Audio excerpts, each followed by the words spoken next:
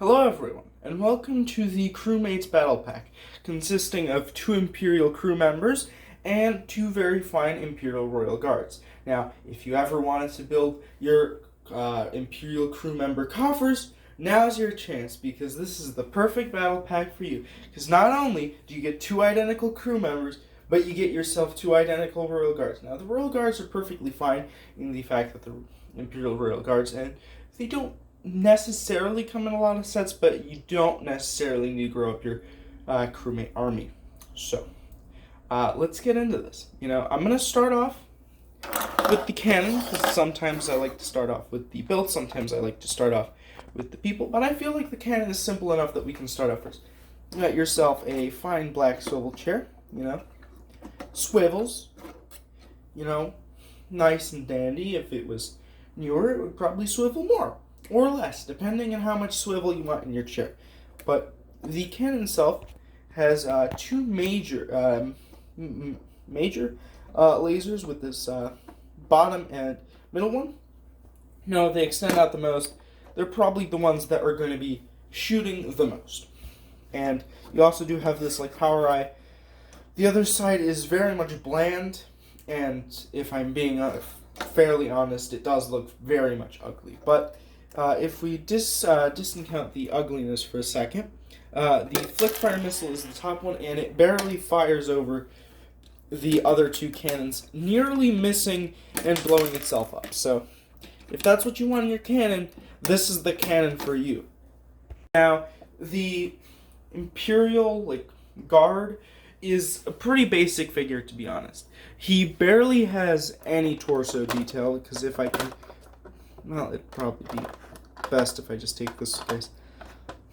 He barely has any torso detail. There's barely a few dark red, black lines there to signify anything, and as you probably saw, the back is really just nothing. There's nothing there. He does have the dark red arms, but there's very little detail on this guy. He does have a cape, which is good or bad depending on how you look at it. It's a nice thing that they have a cape, but they would normally have a full body cloak, so take that as you will. They do have a beating stick, so you probably don't want to attack them from close range, because they'll probably hit you with the stick. But minifig detail wise, they're very poor on detail.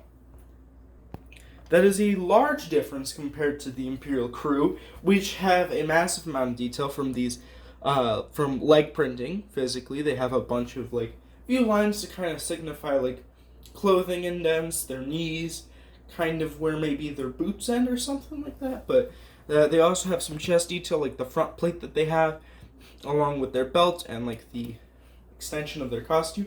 They also have this silver badge there to signify their allegiance, and this also custom helmet, which has almost like a knight attire up at the front, with the jawline that kind of increases up by this lip here, and also kind of this dropping back part, which is kind of they have hair. Now they do have this this earpiece and microphone, so that they can communicate with other Imperial stuff, so that they know what they have to do and stuff. The back, meanwhile, has a bit of that continuation of the armor. You can't really see the belt too much here. It's still visible, but it's no longer with these crisp silver. They do like to use a lot of silver on these guys, and when I mean a lot, there's quite a little bit of silver on them. But the back is generally pretty simple. But the minifigures are surprisingly housing a lot of detail, considering the people that you would expect to actually have a decent amount of detail would be the Royal Guards, because they're the Emperor's personal guardian that have been through all this training and are supposed to be these crazy warriors. But now Lego's let's focus on the crew members. So that does it for this review of this Death Star Battle Pack. I hope you enjoyed. See you next time. Bye.